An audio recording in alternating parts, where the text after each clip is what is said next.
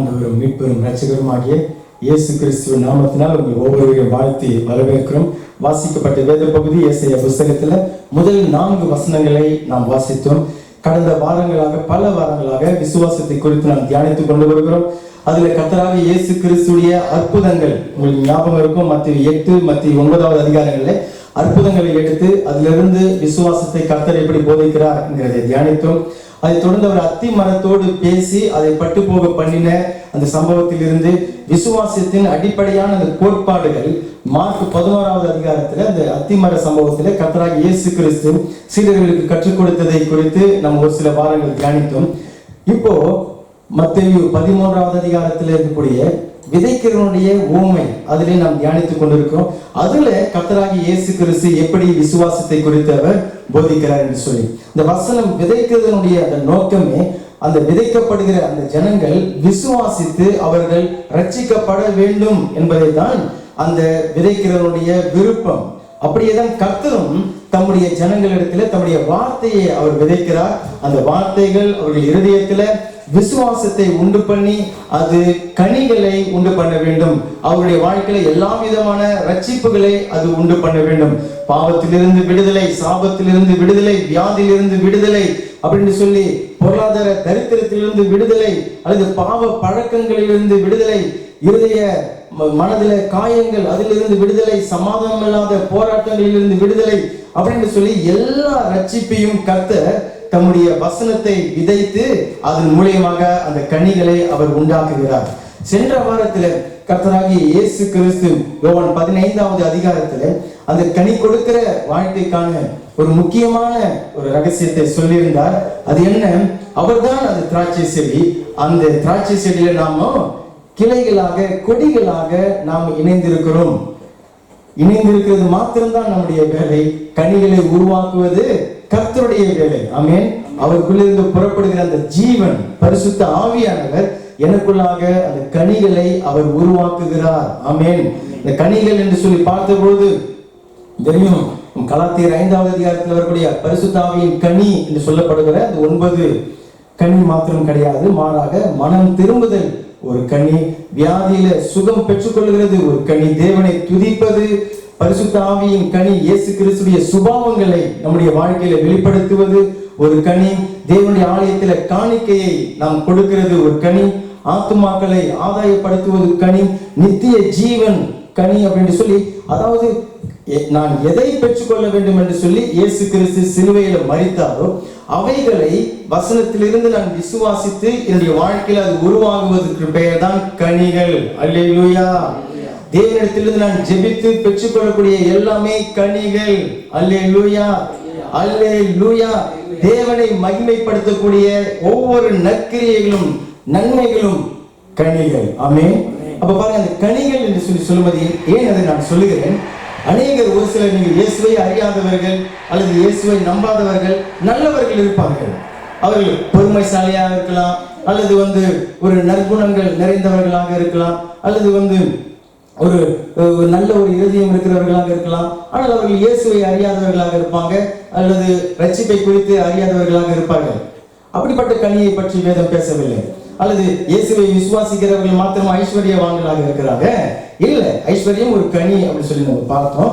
வியாதியிலிருந்து சுகமாகுவது ஒரு கனி என்று சொல்லி பார்த்தோம். இயேசுவை அறியாமல் இயேசுவை நம்பாத இருக்கிறவர்களும் ஐஸ்வர்யத்தில் இருக்கிறாங்க, ஆரோக்கியத்தில் இருக்கிறாங்க. வேதம் அதையெல்லாம் கனிகள் என்று சொல்வதாக வசனத்திலிருந்து தெரியல.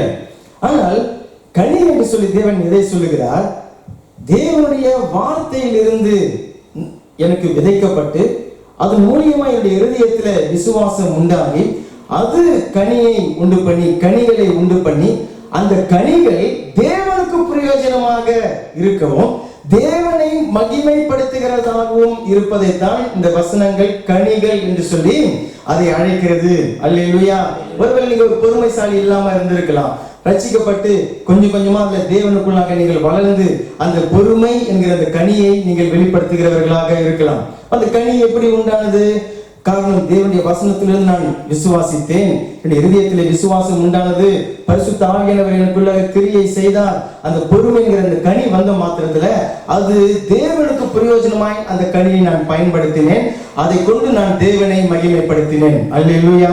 ஒரு குறிப்பிட்ட தரித்திரம், பொருளாதாரத்துல தரித்திரம் இருந்திருக்கும். ஆனால் தேவனிடத்துல வந்து அவருடைய வசனத்துல இருந்து நான் கேள்விப்பட்டு அதை விசுவாசித்து, இருதயத்திலே விசுவாசித்து அதற்குரிய நிபந்தனைகளை நான் செய்து, பரிசுத்த ஆவியானவர் என்னுடைய பொருளாதாரத்துல செயல்பட்டு என்னுடைய கடன் பிரச்சனை மாறினது, தேவனுடைய வாழ்க்கையை மேம்பட செய்தார், எனக்கு ஐஸ்வர்யம் உண்டானது அப்படின்னு சொல்லி சொல்லும் பொழுது அதை நான் தேவனுக்கு பிரயோஜனமாய் எடுத்து பயன்படுத்துகிறேன். ஆமென்.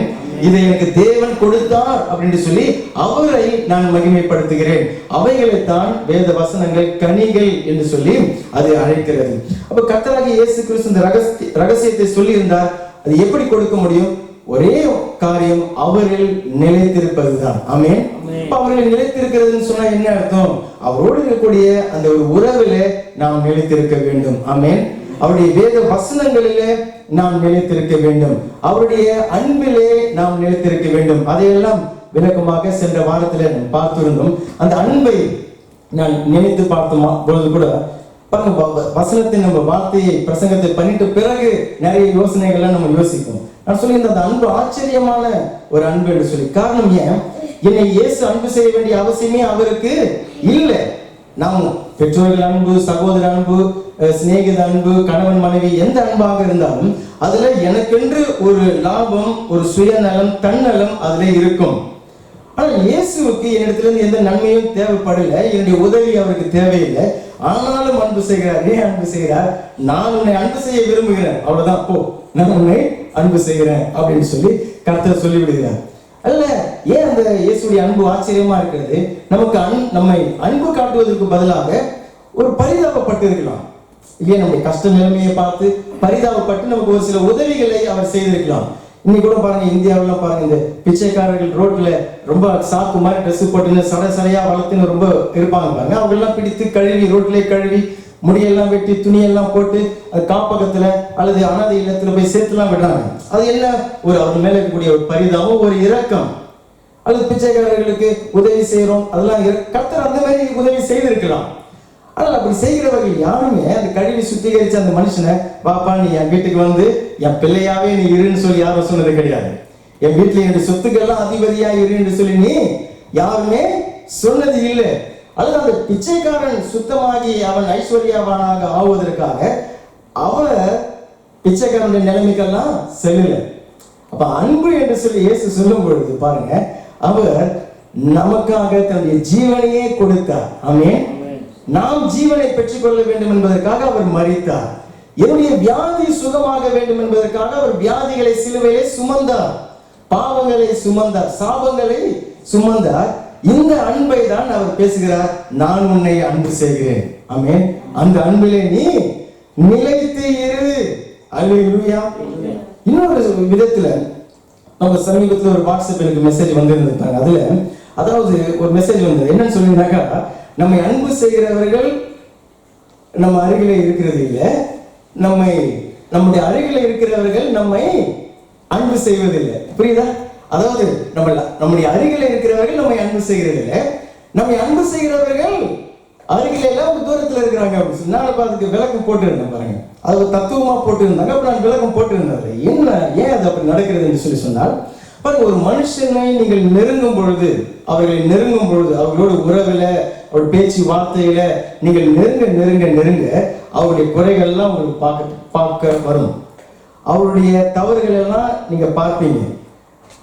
அவருடைய உங்களுக்கு பிரியமில்லாத காரியங்கள்லாம் அவங்க இடத்துல நீங்க பார்க்க ஆரம்பிப்பீங்க. அப்படி பார்க்க ஆரம்பிக்கும் பொழுது அங்க என்ன பண்ணுது? நீங்கள் அன்பு காட்டுவதிலிருந்து அது குறைய ஆரம்பித்து விடும். அதாவது தூரமா இருக்கிறவங்க அன்பு செய்வாங்க, கிட்ட இருக்கிறவங்க அன்பு செய்ய மாட்டாங்கன்னு சொல்லி உலகம் தத்துவம் பேசுது. ஆனால் ஏன் அப்படின்னு சொல்லி சொன்னா, மனுஷனுடைய அன்பு அந்த லாபம் நஷ்டம் கணக்கு எல்லாம் பார்த்து அதெல்லாம் பார்த்துதான் அன்பு காட்டும். எனக்கு தகுந்த ஒரு லாபம் அங்க கிடைக்கலன்னு சொன்னா என்னுடைய அன்பை நான் காட்டுவதாங்க குறைந்து போய்விடும். குறைகள் இல்லாம தகுதி பார்த்துதான் நம்ம அன்பு செய்வோம். குறைகள் இல்லாம எனக்கு பிடிச்ச மாதிரி அல்லது என்னுடைய விருப்பத்துக்கு தகுந்த மாதிரி இருந்தால்தான் நான் அன்பு காட்டுவேன் அப்படின்றது போல இருக்கும். ஆனா இயேசுவை பாருங்க, யோசனை பண்ணி பாருங்க, அவருடைய அன்பு ஆச்சரியமானதுன்னு சொல்லி சொன்னோம். ஏன்னு சொன்னா, என்னை பற்றி அவருக்கு எல்லாமே தெரியும். ஆமே. பாண்டிச்சேரி பாஷையில சொன்னா இந்த வண்டவாளங்கள் சொல்றாங்க. அது என்ன நல்ல வார்த்தையா கொச்சையான வார்த்தையான்னு சொல்லி தெரியல, எல்லாமே இயேசுவுக்கு தெரியும். இன்னிலிருந்து நீங்க 2 வருஷம் கழிச்சு என்ன பண்ணுவீங்கிறதும் இயேசுவுக்கு தெரியும், உங்களுக்கு தெரியாது. ஒரு சில சூழ்நிலை நீங்க நடந்துட்டு நீங்க யோசனை, ஐயோ நானா இப்படி செஞ்சுட்டேன், நான் எவ்வளவு பொறுமைசாலி, நானா இப்படி நடந்துட்டேன் அப்படி நீங்க யோசனை பண்ணி உங்களையே குத்திக்குவீங்க, உங்களையே நீங்க ஏற்றுக்கொள்ள மாட்டீங்க, உங்களையே நீங்க மன்னிக்க மாட்டீங்க.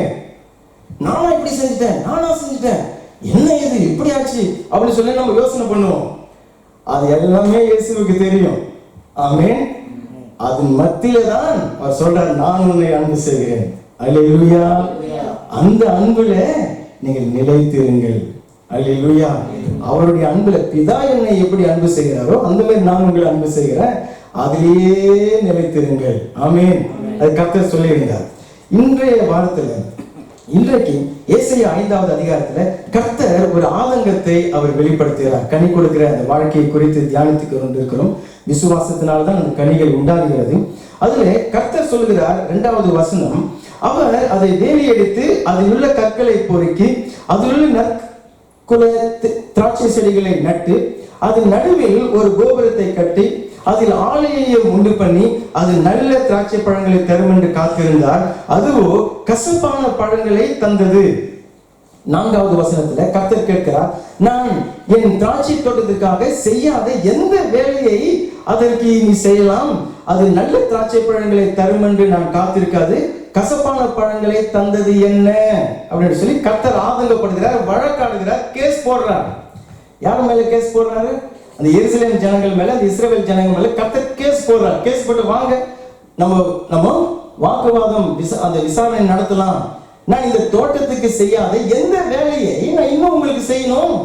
அப்போ கனிகள் நான் கொடுப்பீர்கள் என்று சொல்லி காத்திருக்க நீங்கள் கசப்பான கனிகளை கொடுத்தீர்களே அப்படின்னு சொல்லி கர்த்தர் ஆதங்கப்படுகிறார். பாருங்க, இந்த திராட்சை தோட்டம், இந்த இஸ்ரவேல் தேசத்துல திராட்சை தோட்டம் ரொம்ப அதிகமா வேலை வாங்கக்கூடிய ஒரு தோட்டம். திராட்சை தோட்டம் ரொம்ப ஆக்கிபை பண்ணணும், அது ரொம்ப நேரம் எடுக்கணும், அதை சுத்தம் பண்ணணும். முள்செடிகள், காஞ்செடிகள், கல்லுகள், முள்ளுகள் அதை பொறுக்கி போடணும், கிளைகள் அப்பப்ப கட் பண்ணி விடணும், அப்பப்ப காயும் அப்பப்ப கட் பண்ணி விடணும், மிருகங்கள் உள்ளார நுழைந்து விடாதபடிக்கு வேலி அடைக்கணும், ஆடு மாடுகள் நுழைந்துடக்கூடாது, அதுல குழி நரிகள் வந்துடக்கூடாது, சிறு சிறு நரிகள் நிறைய வேலை வாங்கும் திராட்சை தோட்டம்.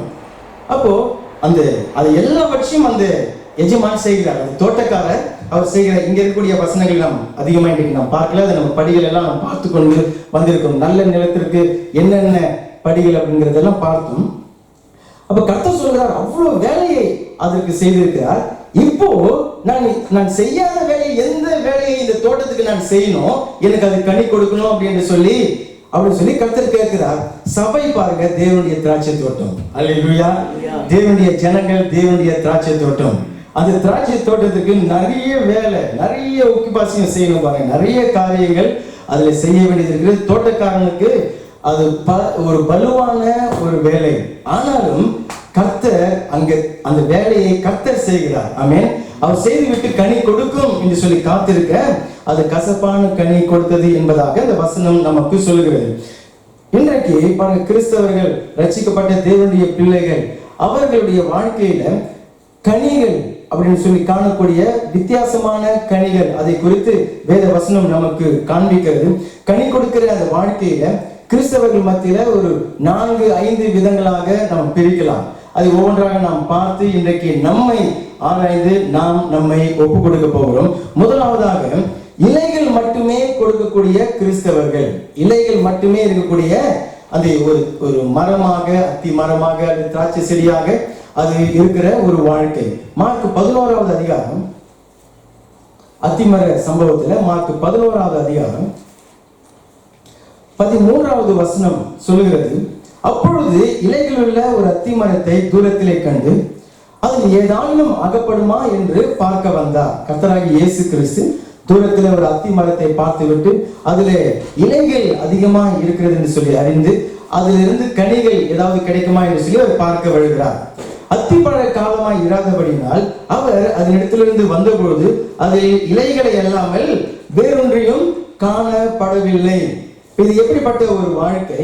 இலைகள் மாத்திரம் இருக்கக்கூடிய ஒரு வாழ்க்கை, கனிகள் ஒன்றும் இல்லாத ஒரு வாழ்க்கை. அத்தி மரத்தினுடைய அந்த தன்மை என்னன்னு சொல்லி சொன்னா, அந்த அத்தி மரம் பூ பூக்க ஆரம்பிக்கும் பொழுதே அதனுடைய இலைகள் எல்லாமே கொட்டிவிடும். இலைகள்லாம் ரொம்ப பெருசு பெருசா இருக்கும், பெருசு பெருசா நல்லா கை மாதிரி நல்லா அகலமாக இருக்கும். அந்த இலைகள் எல்லாமே கொட்டி போய்விடும். மரமே அது பூவா காட்சி அளிக்கும். அந்த பூவெல்லாம் கொட்டி அதுல பிஞ்சுகள் துளிர்க்க ஆரம்பிக்கும் பொழுது கூட இலையும் சேர்ந்து வளர ஆரம்பித்து விடும். அப்ப கனி அதுல உருவாகும் பொழுது முழுசா இலைகள் வந்துடும். அதுல இப்ப இலைகள் அதுல இருக்கிறதுன்னு சொல்லி சொன்னாலே அதுல கனிகள் நிச்சயமாக இருக்கும். அப்ப கர்த்தர் தூரத்துல இருந்து அந்த அத்தி மரத்தை பார்க்கிறார். அந்த அத்தி மரத்தை தேடி வந்த மாத்திரத்துல அதுல கனிகள் எதுவுமே அகப்படவில்லை. அந்த வசனம் சொல்லுகிறது அத்திப்பழ காலமாய் இராதபடியினாலே. அப்ப நிறைய பேர் கேட்பாங்க, அதுதான் அத்திப்பழ காலம் இல்லையே, ஏன் சின்னத்துக்கு அதுக்கிட்ட அத்திப்பழத்தை தேடி அவர் வருகிறார் அப்படின்னு சொல்லி அந்த வசனத்தை எப்படி ஆராய்ச்சியாளர்கள் சொல்லுகிறார்கள். அதாவது அத்திப்பழ காலம் இல்லை என்று சொல்லி சொல்லும்போது அத்திப்பழத்தை பறிக்கக்கூடிய அந்த ரெக்வல்த்தை பண்றாங்க பாருங்க. பழம் எல்லாம் நல்லா வளர்ந்து அந்த சீசனுக்கு அதை போய் பறிக்கக்கூடிய அந்த காலம் வரல. மற்றபடி மரத்துல பழங்கள் இருக்கிறது, காரணம் இலைகள் அங்கே இருக்கிறது அப்படின்னு சொல்லி அவர்கள் சொல்லுகிறார்கள். வேறு விதத்துல அதை சொல்ல போனால் உண்மையாகவே ஒருவேளை அந்த மரத்துல அத்திப்பழ காலம் இல்லை, அத்திப்பழ சீசன் இல்லை, அத்திப்பழம் கொடுக்கக்கூடிய மாதம் அது இல்லை. ஆனாலும் மற்ற எல்லா மரங்களிலையும் இலைகள் ஒரு மாதிரி இருக்கிறது. இந்த மரம் மாத்திரம் பச்சை பசையில் இருக்கிறது. ஓவர் சீசன் மாதிரி சீசனுக்கு இல்லாம இதுல இலைகள் எல்லாம் பச்சை பச்சைன்னு என்று சொல்லி இருக்கவோ கர்த்தராகிய இயேசு கிறிஸ்து அதை தேடி வருகிறார். பழம் ஏதாவது கிடைக்குமா அப்படின்னு சொல்லி பார்க்க அதுல பழங்கள் இல்லை. அப்ப கர்த்தர் அந்த மரத்தை பார்த்து பேசுகிறார். அந்த மரம் பட்டு போன அந்த சம்பவத்தை இந்த பகுதியில நம்ம வாசிக்கலாம். இதுல அந்த இலைகள் என்கிறது என்ன? இலைகள் என்கிறது வெளி தோற்றத்துக்கு வெறும் ஒரு மத நம்பிக்கையில வாழக்கூடிய ஒரு கிறிஸ்தவ வாழ்க்கை. வெளி தோற்றத்திற்கு அதுல பச்சை பேசை அப்படின்னு சொல்லி இவர்களும் தேவனை நம்புகிறவர்கள், தேவனை தேடுகிறவர்கள் அப்படின்னு சொல்லி சொல்லக்கூடிய ஒரு வெளி பிரகாரமான ஒரு தோற்றம், மெய்யான தோற்றம் அல்ல, வெளிப்பிரகாரமான ஒரு தோற்றம். அங்கே விசுவாசத்தினால் உண்டாகுகிற ஒரு மனம் திரும்புதல் அப்படின்னு சொல்லி எதுவுமே இருக்காது. தேவனுடைய வார்த்தையை விசுவாசித்து அங்க அதனால் உண்டாகக்கூடிய கனி கொடுக்கிற ஒரு வாழ்க்கை என்கிறது அங்கே இருக்காது. ஞாயிற்றுக்கிழமை கோயிலுக்கு போவாங்க, புண்ணிய ஸ்தலங்களுக்கு எல்லாம் போகலாம். ஆனால் தேவனுடைய வார்த்தையின் மூலியமாய் அதை கேள்விப்பட்டு அதிலிருந்து விசுவாசம் உண்டாகி அதுல கனி கொடுக்கக்கூடிய ஒரு வாழ்க்கை அங்கே இருக்காது. அது மாத்திரம் இல்லாம பாருங்க, ஆதாம் ஏவாளும் பாவம் செய்த பொழுது அவர்கள் எந்த இலையை எடுத்து கட்டி கொண்டார்கள்? அத்தி இலையை எடுத்து அவர்களுக்குள்ளாக அவர்கள் கற்றிக்கொண்டார்கள். தேவன் ஒரு வார்த்தையை கொடுத்து அதற்கு கீழ்ப்படியும்படிக்கு அவர் கேட்டிருந்தார். இவர்கள் கீழ்ப்படியாமல் பாவத்திலே விழுந்து பாவம் வந்த மாத்திரத்தில் தங்கள் நிர்வாணிகள், தாங்கள் பாவம் நிறைந்தவர்கள் என்கிறதை அவர்கள் அறிந்து அதை மூடி மறைப்பதற்காக தங்களுடைய நிர்வாணத்தை மூடி மறைக்கவும் தங்களுடைய பாவ வாழ்க்கையை மூடி மறைக்கவும் மேலோட்டமான ஒரு அத்தி இலையை அவர்கள் மூடிக்கொண்டார்கள். ஆனால் தேவன் என்ன பண்ணார்? ஒரு ஆட்டை அவர் அடித்து, ஒரு பிராணியை அவர் அடித்து அதனுடைய தோலினாலே அவர்களுக்கு அந்த தோல் உடையை கர்த்தர் செய்து அவர் கொடுத்தார். அல்லேலூயா. அப்ப அந்த இலைகள் எதை குறிக்கிறது? ஒரு மேலோட்டமான மத நம்பிக்கை அல்லது அந்த அப்படியான ஒரு மத நம்பிக்கையில இருக்கிறவர்கள் கூட சுய நீதியில இருப்பாங்க. நான் சற்று முன்னாடி சொல்லியிருந்தது போல அவங்க இடத்துல ஒரு சில நன்மைகள் காணப்படும், நல்ல காரியங்கள் காணப்படும். ஏழைகளுக்கு உதவலாம், அல்லது ஒரு சில காரியத்தில் அவங்க ஒரு பொறுமையா இருக்கலாம், அல்லது ஒரு சில காரியத்தில் ஒரு ஐஸ்வர்யம் அங்க இருக்கலாம், ஒரு இச்சை அடக்கத்துல இருக்கலாம், ஒரு குறிப்பிட்ட பாவத்தை செய்யாம இருக்கலாம். புரியுதுங்களா? நீங்க ரட்சிக்கப்பட்ட ஜனங்கள் விழுந்து கொண்டிருப்பாங்க.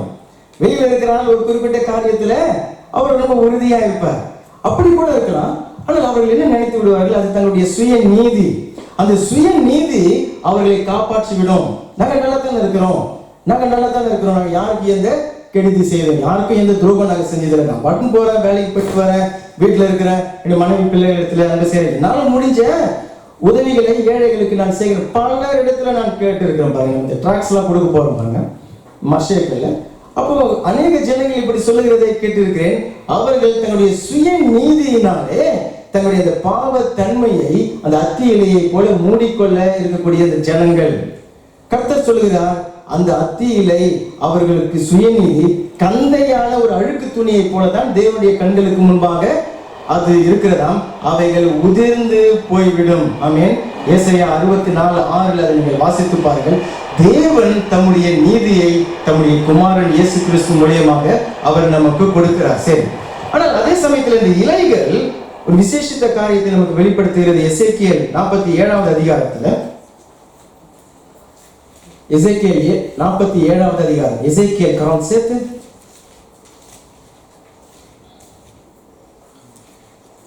verset 12. நதியோரமாய் அதன் இக்கரையிலும் அக்கறையிலும் புசிப்புக்கான சகல விருட்சங்களும் வளரும். அவைகளின் இலைகள் உதிர்வதில்லை, அவைகளின் கனிகள் கெடுவதும் இல்லை. அவைகளுக்கு பாயும் தண்ணீர் பரிசுத்த ஸ்தலத்திலிருந்து பாய்கிறபடியினால் மாதந்தோறும் புது கனிகளை கொடுத்து கொண்டே இருக்கும்.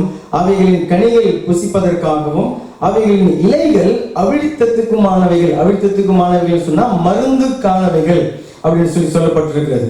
வெளிப்படுத்தின விசேஷம் புத்தகத்தில் இதே வசனத்தை இதற்கு ஒத்த வசனமாக சொல்லும் பொழுது 2வது வசனத்துல 22வது அதிகாரம், வெளிப்படுத்தின விசேஷம் 22வது அதிகாரம் 2வது வசனத்துல, நகரத்து வீதியின் மத்தியில நதியின் ஈர்க்கரையிலும் 12 விதமான கனிகளை தரும் ஜீவ விருட்சம் இருந்தது. அது மாதந்தோறும் தன் கனியை கொடுக்கும். அந்த விருட்சத்தின் இலைகள் ஜனங்கள் ஆரோக்கியம் அடைவதற்கு ஏதுவானவைகள். அல்லேலூயா. அப்ப அந்த இலைகள் மருந்தாக பயன்படுகிறது. அந்த இலைகள் அநேக ஆரோக்கியம் அடைவதற்காக அது பயன்படுகிறது.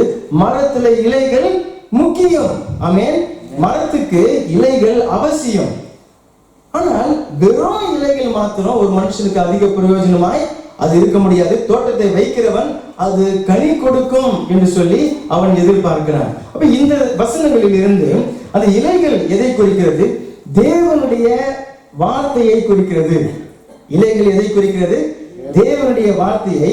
கொஞ்சம் எந்த அர்த்தத்துல நான் சொல்றேன்னு சொல்லி சொன்னால், அதாவது தேவனுடைய சத்தியத்தை நான் அறிந்து கொண்டு, என்னுடைய நிலையிலிருந்து நான் சொல்றேன், நான் அறிந்து கொண்டிருக்கிற தேவனுடைய வசனம், தேவனுடைய சத்தியத்தை நான் அறிந்து கொண்டிருக்கிறேன். அப்ப அந்த சத்தியம், அந்த வசனம் என்னுடைய வாழ்க்கையில அது கிரியை செய்து கனிகளை உண்டு பண்ண வேண்டும். அப்படி இல்லைன்னு சொல்லி சொன்னா வெறும் வார்த்தையாகத்தான் அது போய்விடும், இல்லையா? நம்ம அநேக நேரத்துல பாருங்க, ஒரு சிலர் சொல்லுவாங்க, நாங்க வசனத்தின் மேலதான் நாங்க நிக்கிறோம், சத்தியம் சத்தியம் அப்படின்னு சொல்லி பேசுவாங்க, வசனம் வசனம் அப்படின்னு சொல்லி பேசுவார்கள். பிரச்சனை இல்லை. அல்லது வாக்குத்தத்தங்களை நம்ம அறிக்கை செய்வோம். அல்லது தேவனுடைய பிள்ளையாய் நான் இருக்கிறேன், இது ஒரு சத்தியம். பாருங்க, இது வசனம், இது சத்தியம். நான் நீதிமானா இருக்கிறேன், நான் பரிசுத்தவானாய் நான் இருக்கிறேன், நான் தேவனுடைய ஆலயமா இருக்கிறேன். இதையெல்லாம் சொல்லி அறிக்கை செய்கிறோம், விசுவாசத்தை அறிக்கை செய்கிறோம், வாக்குத்தத்தங்களை மனப்பாடம் பண்ணி எல்லாம் நம்ம சொல்லுகிறோம். அவசியம். விசுவாசம் அப்படிதான் ஒர்க் அவுட் ஆகுகிறது, அப்படிதான் செயல்படுத்துகிறோம் அப்படிங்கிறத நம்ம பார்த்தோம். ஆனால் அது வெறும் வார்த்தையாகவே இருந்து விடக்கூடாது. அல்லேலூயா. அப்படி இல்லைன்னு சொன்னா வெறும் இலைகள் மாத்திரம் இருக்கக்கூடிய ஒரு மனுஷனாக இருக்கும். அதற்குரிய அந்த கனிகள் அங்கே இல்லாமல் இருக்கும். நான் நீதிமானாய் இருக்கிறேன்னு சொன்னா நீ நீதியை செய். தேவனுடைய பிள்ளைகளாய் இருக்கிறோம் அப்படின்னு சொல்லி சொன்னால், நீ அடிமைத்தனத்தின் ஆவிக்கு, பயத்தின் ஆவிக்கு நீ விலகி அப்பா பிதாவே என்று சொல்லி எந்த நேரத்திலையும் அவரை கூப்பிடுகிற அந்த ஒரு கனியை நாம் அங்கே வெளிப்படுத்த வேண்டும். பயங்களை மேற்கொள்ளுகிறவர்களாக நாம் இருக்க வேண்டும். நான் தேவனுடைய ஆலயம், துதிக்கலாம், பாடலாம், அறிக்கை செய்யலாம், எல்லாம் செய்யலாம். ஆனால் நான் தேவனுடைய ஆலயமாய் நடக்கும் பொழுதுதான் நான் என்ன பண்ணுகிறேன்? தேவனுக்கு கனி கொடுக்கிறேன். ஆமென். இந்த சரீரம் தேவனுடைய ஆலயம். இதை நான் எந்த விதத்திலையுமே நான் தீட்டுப்படுத்த கூடாது. ஆமென். சிறு பிள்ளைகளுக்கு பாருங்க, நம்ம சின்னதா இருக்கும் பொழுது இந்த தத்துவாஷ், இந்த சிவிங்கம் பபிள்கம்லாம் வாங்க, அந்த தத்துவாஷ்ல இருக்கும், அதை கூட ஓட்ட கூடாது அப்படின்னு சொல்லி ஏன்னு சொன்னா இது அப்பாவுடைய தேவனுடைய சரீரம். ஆமென். இந்த சரீரத்தை ஒரு தத்துவாஷ், ஒரு அந்த ஸ்டிக்கர், அதனாலேயே தீட்டுப்படுத்தக்கூடாதுன்னு சொல்லி சொன்னா அசுத்த காரியங்கள்னால அதை தீட்டுப்படுத்தக்கூடாது. நான் அதை அறிக்கை செய்யணும் தான், ஆனால் அதை நான் விசுவாசிக்கணும் தான், ஆனால் அதுக்குரிய கிரியை அங்க இருக்க வேண்டும். கர்த்தர் சொல்கிறார், அந்த மரத்தை நோக்கி அவர் ஓடோடி வந்தார். பாருங்க, இலைப்பாறலாம், பசி தீர்க்கலாம் அப்படின்னு சொல்லி கனியை தேடி வந்தார். அதுல வெறும் இலைகள் மாத்திரம்தான் கண்டார். அநேக தேவனுடைய ஜனங்கள், முக்கியமா பாருங்க, நம்ம ரட்சிக்கப்பட்டு சபைக்கு போகும்போது நிறைய வசனங்கள் நமக்கு தெரிய ஆரம்பிச்சிடும். ஏன்னா சபையில நிறைய வசனங்கள் சொல்லி கொடுக்குறாங்க, இப்படி அப்படியும் நம்ம அதை புரட்டுகிறோம், எல்லாம் நம்ம செய்கிறோம். அங்க வசனங்கள் எல்லாம் நம்ம தெரிந்து கொள்வாங்க. வசனத்தின் மேலதான் நான் நிக்கிறேன், வசனம் அப்படின்னு சொல்லுவாங்க. உண்மையான ஒரு மனம் திரும்புதல் அங்க இருக்காது. ஒரு பரிசுத்தமான ஒரு வாழ்க்கை அங்க இருக்காது. அந்த கனிகள் அங்க காணப்படாது. ஒரு உண்மைத்தன்மை இருக்காது. அங்க இருக்காது.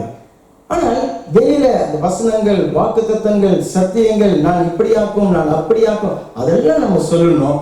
ஆனால் அதற்குரிய கிரியைகள் அங்கே இருக்க வேண்டும். அத்தி மரத்துல இலைகள் இருக்கிறது அப்படின்னு சொல்லி சொன்னா அங்க கனியும் இருக்க வேண்டும். அல்லேலூயா. மற்ற மரத்தெல்லாம் சீசன் இல்லப்பா, அப்ப உன்னுடைய மரத்துல இலைகள் இருக்கிறதுன்னு சொல்ற இல்லையா? அப்ப அந்த கனிகள் எங்கே? கர்த்தர் அந்த கனியை அவர் தேடி அவர் வருகிறார். அல்லேலூயா, அல்லேலூயா. ஒரு சில சமயத்துல பாவத்தை கண்டித்து உணர்த்தக்கூடிய செய்திகள் கொடுக்கப்படும். அப்ப அந்த செய்தியெல்லாம் கேட்கும் பொழுது அவர்கள் என்ன பண்றாங்க? மனம் வருந்துகிறார்கள். ஆமா இல்ல, நம்ம இந்த பாவத்தெல்லாம் விடணும், ஆமா இல்ல அப்படின்னு சொல்லுவோம். அப்படி ஆனால் அது ஒரு மெய் மனஸ்தாபத்தோடு அந்த பாவத்திலிருந்து விடுதலையை அடைவதற்கான ஒரு தெய்வீக பலன் அங்கே அவர்களுக்கு இல்லாமல் போய்விடும். தேவனிடத்திலிருந்து அந்த பலனை பெற்று அந்த மெய் மனஸ்தாபப்பட்டு அதை விட்டு விலகக்கூடிய அந்த ஒரு தன்மை அங்கே உண்டாகாது. இன்னைக்கும் நீங்க ஒரு நாள் ஒரு காரியத்துல தவறுறீங்க, ஒரு கோவப்பட்டுறீங்க, ஒரு பொறுமையை இழந்துடுறீங்க இல்லையா? அதுவே உடைய வாழ்நாள் ஃபுல்லா நீங்கள் செய்ய போறது இல்லை, அது நீங்க பலப்படுவீங்க. ஆமென். கர்த்தர் நம்மை அவர் பலப்படுத்துகிறார். 2 தீமோத்தேயு புத்தகத்துல 3வது அதிகாரம் 5வது வசனம் நம்ம ஏற்கனவே வாசித்த ஒரு பகுதி. தேவ பக்தியின் வேஷத்தை தரித்து அதன் பலனை மறுதலிக்கிறவர்களாகவும் ஒரு சிலர் இருப்பார்கள். எப்படி இருக்கிறார்களா?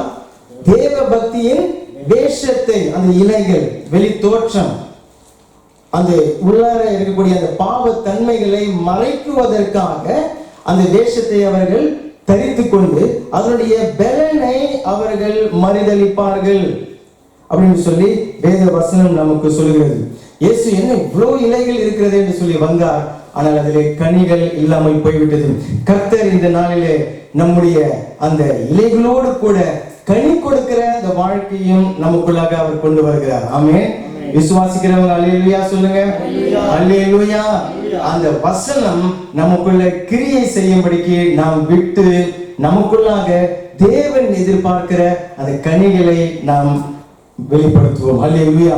அல்லது ஐஸ்வர்யம் ஐஸ்வர்யம் ஐஸ்வர்யம் அப்படின்னு சொல்லி அதற்காக நம்ம ஜெபிப்போம், வசனங்கள் எடுத்து வைத்து அறிக்கை செய்யலாம். ஆனால் அதற்குரிய கனிகள் அங்கே வெளிப்படுத்தப்பட வேண்டும். சரி, இது ஒரு வகையான அந்த கிறிஸ்தவத்துல கனி கொடுக்கக்கூடிய வாழ்க்கையில நம்ம பிரிக்க முடியும். இரண்டாவதாக ஓசியா புஸ்தகத்துல 10வது அதிகாரம், ஓசியா புஸ்தகம் 10வது அதிகாரம் 1056வது பக்கம், தமிழ்ல 1056வது பக்கம், பழைய ஏற்பாட்டுல ஓசியா புஸ்தகம் 1வது அதிகாரம் 10வது அதிகாரம் 1வது வசனம்.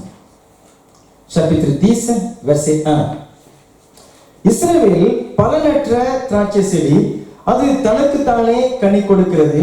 அவன் தன் கனியின் திரளுக்கு சரியாய் பலிபீடங்களை திரளாக்குகிறான்.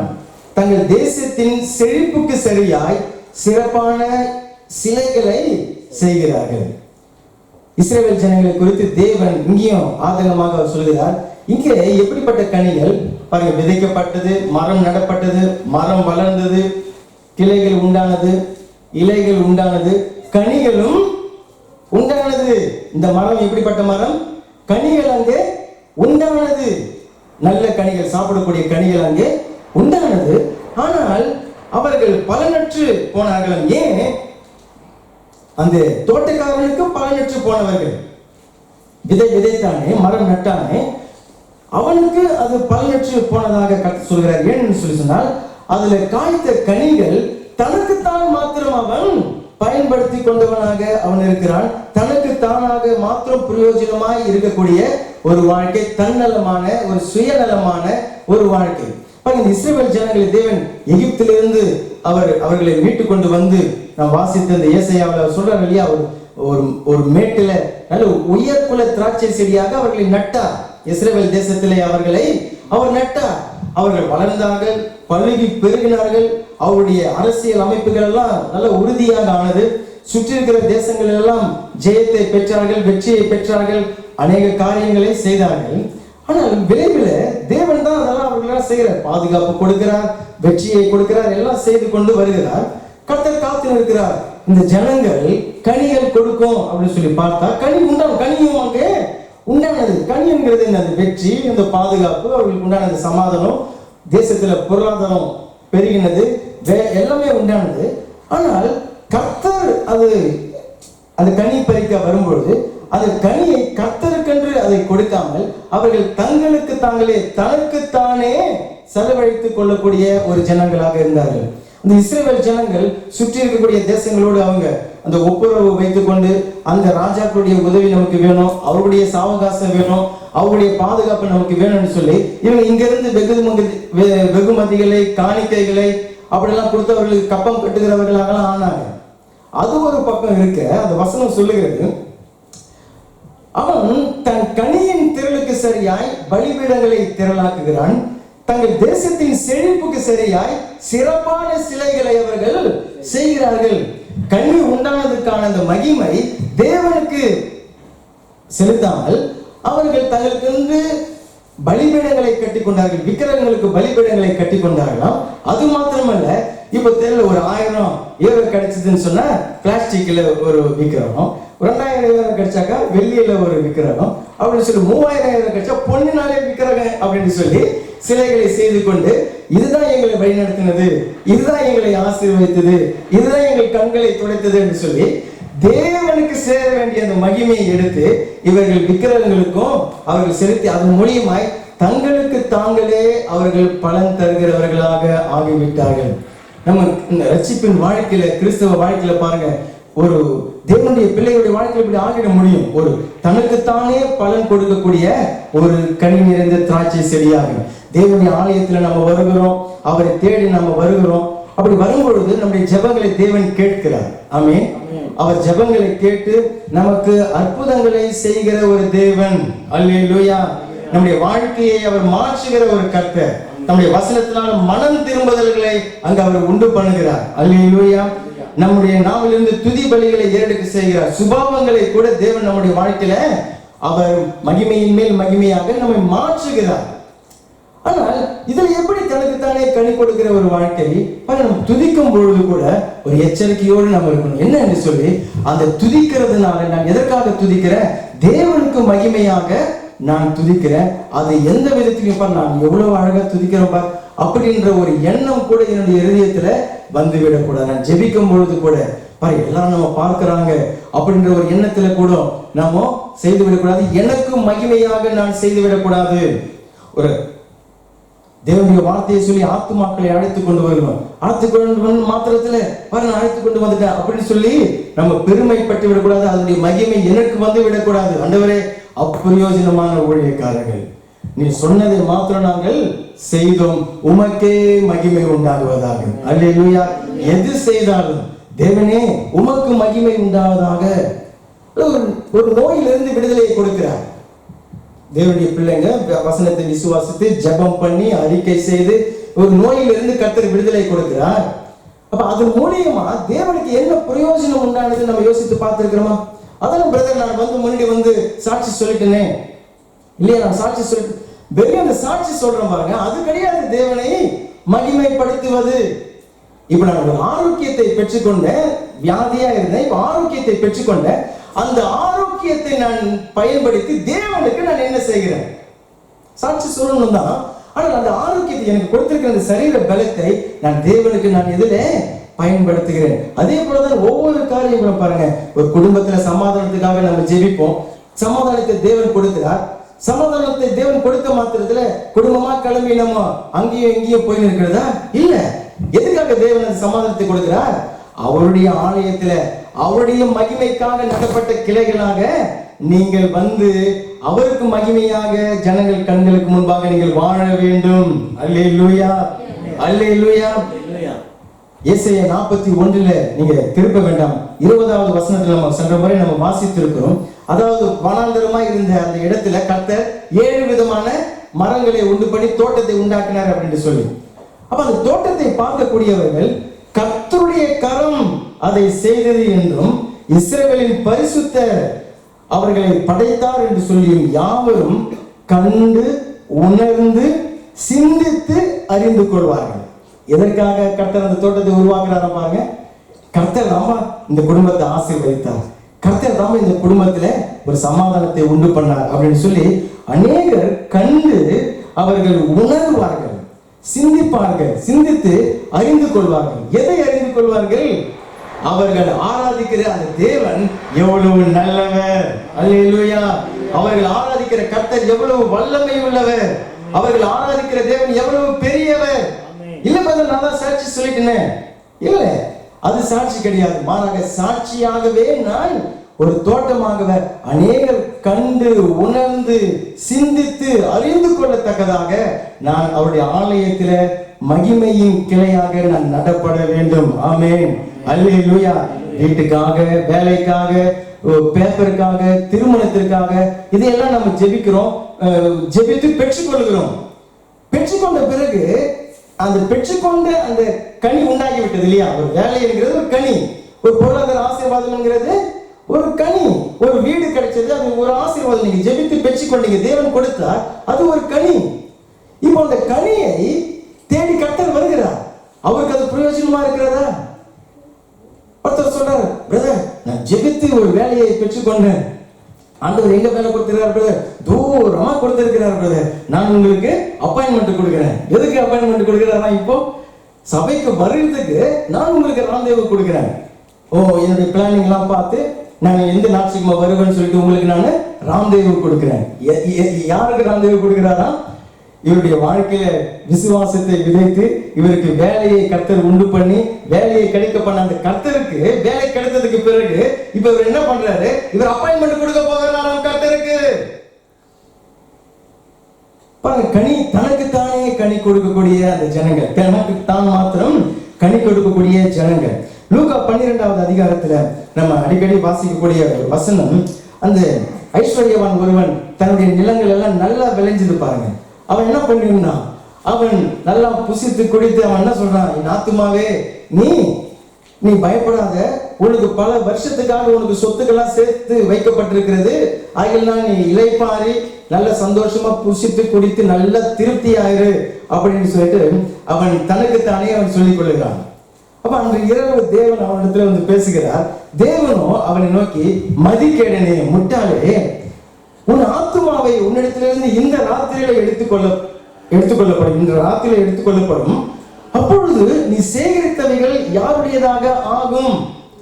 தேவன் சாய்ஸ் கொடுத்து கேட்கல, ஒருவேளை இன்னைக்கு நைட்டு நீ உன்னுடைய ஆத்துமாவை எடுத்துட்டாக்கா நீ சேர்த்து வச்ச சொத்து எங்க போகணும்னு கேட்கல. நான் அப்படிதான் படிக்க வந்தேன், ஆனா அது அப்படி இல்லை. அவர் என்ன கேட்கிறார்? இன்னைக்கு நைட்டு உன்னுடைய ஆத்மாவை எடுத்துருவேன், உன்னுடைய சொத்து எங்க போக போகுது யோசனை பண்ணு அப்படின்னு சொல்லிட்டு கர்த்தர் சொல்லுகிறார். அது சொல்லிட்டு அவர் சொல்றார், தேவனிடத்தில் ஐஸ்வர்யவானா இராமல் தனக்காகவே பொக்கிஷங்களை சேர்த்து வைத்துக் கொள்ளுகிற மனுஷன் இப்படியே இருக்கிறான். ஆமென். எப்படியே இருக்கிறான்? நைட்டோட நைட்டு வந்து ஆத்மாவையே கர்த்தர் காலி பண்ணுறார், எடுத்துடுறார். சரி, ஆனால் தனக்காக மாத்திரம் இல்லை அப்படின்னு சொல்லிட்டு தேவனிடத்திலிருந்து பெற்றதை தேவனுக்கு மகிமையாக கொடுத்த ஒரு அருமையான ஒரு சம்பவம் 1 சாமுவேல் புஸ்தகத்துல, 1 சாமுவேல் புஸ்தகம் அந்த அன்னாளை குறித்து வேதம் சொல்லுகிறது.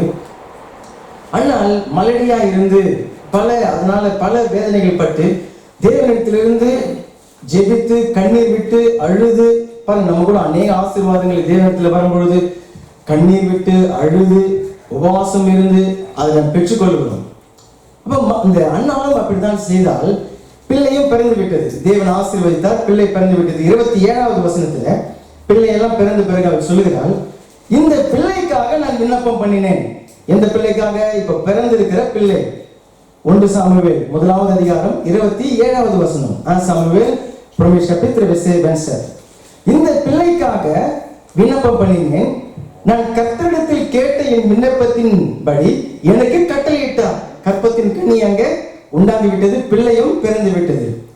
ஆகையால் அவள் ஒரு காரியத்தை செய்ய போகிறாளாம். என்ன? ஆகையால் அவன் கர்த்தருக்கென்று கேட்கப்பட்டபடியினாலே அவன் உயிரோடு இருக்கும் சகல நாளும் அவனை கர்த்தருக்கே ஒப்பு கொடுக்கிறேன் என்றால் அவன் அங்கே கர்த்தரை பணிந்து கொண்டார். அந்த ஒப்பு கொடுத்தால் என்ற வார்த்தை அண்டர்லைன் பண்ணிக்கொள்ளுங்க பாருங்க. அவர் என்ன சொல்றார்? கர்த்தரிடத்திலிருந்து தான் நான் இந்த குழந்தையை நான் பெற்றுக்கொண்டேன். யாரு? சாமுவேல் குழந்தை பிறந்திருக்கிறது. சாமுவேல் கர்த்தரிடத்திலிருந்து நான் ஜெபம் பண்ணி அழுது கேட்டு பெற்றுக்கொண்டேன், இதை நான் கர்த்தருக்கே ஒப்பு கொடுத்துறேன் அப்படின்னு சொல்லி நம்ம நினைப்போம், என்னங்க நீங்க இத்தனை வருஷமா மலடியா இருந்து ஒரு பிள்ளையை பெற்ற அந்த பிள்ளைய போய் ஆலயத்துல போய் கர்த்தருக்கு நான் ஒப்பு கொடுக்கிறது புத்தி இல்லாத ஒரு பொண்ணா இருக்கும் அப்படின்னு சொல்லிட்டு நம்ம கூட ஒரு சில ஆசீர்வாதங்களை பெற்றுக்கொள்ளும் பொழுது ஒரு வேலையை பெற்றுக்கொள்ளும், அதுல இருந்து ஒரு வருமானம் வருது, அல்லது ஒரு நன்மைகளை பெற்றுக்கொள்கிறோம், ஒரு பொருள் ரீதியா ஆசீர்வதிக்கப்படுகிறோம். அதை நானே தொடங்கி இப்பதான் ஒரு நன்மை உண்டாகிறது, இதை வேற எடுத்துன்னு போய் கர்த்தருடைய ஆலயத்துல ஒப்பு கொடுக்கணுமாக்கும் அப்படின்னு சொல்லி எனக்கு என்ன அவ்வளோ அந்த அளவுக்கு கூடமா எனக்கு இல்லை அப்படின்னு சொல்லி எல்லாம் பேசுவாங்க பாருங்க. இந்த அண்ணாள் ரொம்ப ஞானி. ஏன்னு சொன்னா அண்ணாளுக்கு தெரியும் நான் ஆராதிக்கிற தேவன் எப்படிப்பட்டவர் என்று சொல்லி. அல்லேலூயா. அண்ணாவுடைய வாழ்க்கையில் ஒரே ஒரு பிள்ளையை அவள் தேவனுக்கு என்று சொல்லி கொடுத்தால் அவருடைய வாழ்க்கையில் என்ன நடந்தது? 21வது வசனம் 2வது அதிகாரம் 1 சாமுவேல் 2வது அதிகாரம் 21வது வசனத்துல, அப்படியே கர்த்தர் அன்னாளை கடாட்சித்தார். அவள் கர்ப்பம் தரித்து 3 குமாரரையும் 2 குமாரத்திகளையும் பெற்றால். சாமுவேல் என்னும் பிள்ளையாண்டான், கர்த்தருடைய சந்நிதியிலே அவன் வளர்ந்தான். அல்லேலூயா. பாருங்க, அவன் நினைச்சா என்னுடைய மலடின்றத பட்டம் போயிட்டா போதும், என்னுடைய வயிற்றுல ஒரு புழு பூச்சி வந்துட்டா போதும் அப்படின்னு சொல்லி அந்த பிள்ளையை கேட்டார். அந்த பிள்ளையும் வந்தது, பிறந்து விட்டது. இப்ப அந்த பிள்ளையை கொண்டு போய் தேவனுடைய ஆலயத்துல கொடுத்துட்டார். கொடுத்த மாத்திரத்துல கர்த்தருக்கு யாரும் சும்மா கடன் யாருமே கொடுக்கிறது இல்லை. ஒரு பிள்ளையை கொடுத்தால் கர்த்தர் 5 பிள்ளைகளை கொடுத்து விட்டார். அல்லேலூயா. 3 ஆண் பிள்ளைகள் 2 பெண் பிள்ளைகள் என்று சொல்லி ஒரு ஆசீர்வாதம். அவ்வளவுதானா? இல்ல, அவர் ஒரு பிள்ளையை கொடுத்தால் பாருங்க கர்த்தருக்கு, அந்த பிள்ளையை கர்த்தர் எடுத்து டாப்ல அவர் உயர்த்தி விட்டார். ஆமென். அந்த சாமுவேலை இஸ்ரவேல் முழு தேசத்துக்கும் நியாயாதிபதியாகவும் தீர்க்கதரிசியாகவும் தேவன் உயர்த்தி விட்டார். அல்லேலூயா. இதுதான் அன்னாளுடைய ஞானம். ஆமென். அவள் கர்த்தரிடத்திலிருந்து பெற்று கர்த்தருக்கே அவள் கொடுத்தபடினால கர்த்தரும் அவளிடத்திலிருந்து பெற்று அவளுக்கு அவள் கொடுத்தபடியே கொடுக்காம 5 மடங்காக ஆசீர்வதித்து விட்டார். ரெட்டிப்பான ஆசீர்வாதம். ஒண்ணு அந்த ரெட்டிப்பான ஆசீர்வாதத்துல 5 மடங்கு ஆசீர்வாதம். ஒண்ணு அவள் கொடுத்த அந்த பிள்ளையை கர்த்தர் உயர்த்தி விட்டார். ஆமென். அவருக்கு அதிக பிரயோஜனமாய் கர்த்தர் பயன்படுத்தி விட்டார். ஆமென். அல்லேலூயா. அதான் தாவீது சொல்கிறான், கர்த்தாவே நாங்கள் உம்மிடத்திலிருந்து வாங்கி உமக்கே நாங்கள் கொடுக்கிறோம், எல்லாம் உம்முடையது. ஆமென். எல்லாம் உம்முடையது. நான் கர்த்தருக்கு கொடுக்க கொடுக்க கொடுக்க அதை கர்த்தர், இது பிள்ளைங்கன்றதுனால 5 மடங்கு ஆசீர்வாதம். ஏன்னா 10 மடங்கு ஆசீர்வதித்தா 10 பிள்ளைகளை வைத்து நடத்தணுமே, 5 மடங்கு தான் ஆசீர்வதித்தார். கர்த்தர் 5 மடங்கோடு நிறுத்துறதில்ல, 10 மடங்காக ஆசீர்வதிக்கிறார். ஆமென். அவருக்கு நாம் கொடுக்கக்கூடிய காரியத்துல உங்களுடைய நேரமாக இருக்கலாம், உங்களுடைய சரீர பலனாக இருக்கலாம், உங்களுடைய உழைப்பின் பலன், உங்களுடைய பணத்தை இருக்கலாம், உங்களுடைய திறமை இருக்கு உங்ககிட்ட, அதை நாம் கர்த்தருக்கென்று உற்சாகமாய் நாம் கொடுக்கும் பொழுது கர்த்தர் 5 மடங்காக அல்ல, 10 மடங்காக அல்ல, நிரம்பி வழியத்தக்க மடங்காக, அநேக மடங்குகளாக தேவன் அதை நமக்கு திரும்ப கொடுக்கிறவராக இருக்கிறார். அல்லேலூயா. ஆனால் இந்த இஸ்ரவேல் ஜனங்கள், இந்த திராட்சை செடி தனக்குத்தான் மாத்திரம் கனி கொடுத்து கொள்ளக்கூடிய ஒரு செடியாக அது மாறிவிட்டது. அநேக குடும்பங்கள் கூட பாருங்க, பெற்றோர்கள் இந்த பிள்ளைகளை ரொம்ப கஷ்டப்பட்டு கடன்பட்டு உடன்பட்டு அவங்க வயிற்ற கட்டி வாயை கட்டி எல்லாம் அவங்க என்ன பண்றாங்க, அவர்களை வளர்த்து அவர்களை ஒரு ஆளாக்கி அவர்களுக்கு படிப்புல அவர்களை நடத்தி அவர்களுக்கு நல்ல வேலைகள்லாம் வாங்கி கொடுப்பாங்க. இவன் பாருங்க நல்லா வேலையெல்லாம் எடுத்துட்டு இந்த பெற்றோர்களை பற்றி நினைத்து பார்க்கறது கிடையாது. பெற்றோர்கள் நமக்கு இவ்வளவு கஷ்டப்பட்டார்களே, நம்ம ஒரு ஆளாக்குறதுக்காக இவ்வளவு அவர்கள் நமக்காக தியாகமா நடந்தார்களே அப்படின்னு சொல்லி அப்படி செய்யாம தனக்குத்தான் மாத்திரமே அந்த நல்லா இப்ப கை நிறைய சம்பாதிப்பாங்க, தனக்குத்தான் மாத்திரமே பயன்படுத்திக் கொள்ளக்கூடியவர்களாக இருப்பாங்க. தன்னுடைய தேவை, தன்னுடைய துணிமணி, தன்னுடைய ஃப்ரெண்டுங்க கூட குடிச்சு கும்மாளம் போடுறது, தன்னுடைய எதிர்காலத்துக்காக சேர்த்து வைக்கிறது அப்படின்னு சொல்லி அவங்க பெற்றோர்களை போய் பார்த்தா அவங்க மனம் நொந்து போய் வேதனையில் இருப்பாங்க.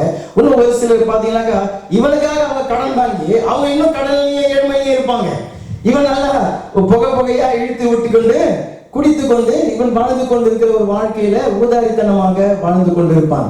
ஆனால் தேவனுடைய வார்த்தையை, நம்முடைய வசனத்தை கேட்க கேட்க கேட்க நம்முடைய பிள்ளைகள் கூட சிறு வயதிலிருந்து கூட கனி கொடுக்கிறவர்களாக தேவன் மாற்றி விடுவார்.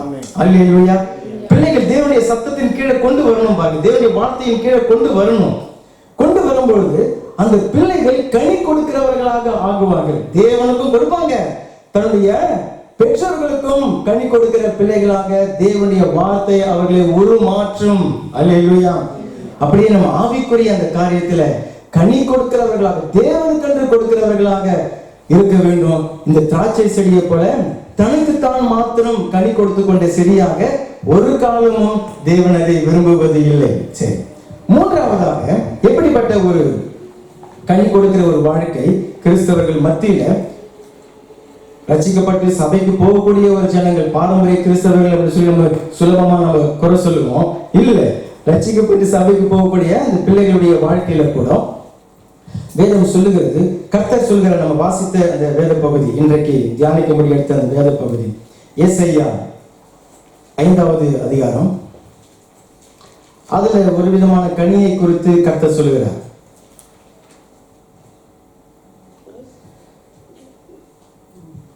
இரண்டாவது வசனம் பிற்பகுதியிலிருந்து நான் வாசிக்கிறேன்.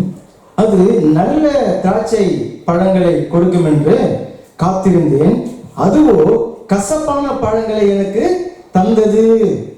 எப்படிப்பட்ட கனிகளை கொடுத்ததா? கசப்பான கனிகள். பாருங்க, அது விதைக்கப்பட்டது, செடி உருவானது, வளர்ந்தது, மரமானது, கிளைகள் உண்டானது, கனிகளும் உண்டானது. கனிகள் உண்டாகி அந்த திராட்சை தோட்டக்காரன் அதை எடுத்து பறித்து சாப்பிடலாம் அப்படின்னு சொல்லி சென்றா, அந்த கனி எப்படி இருக்கிறதா?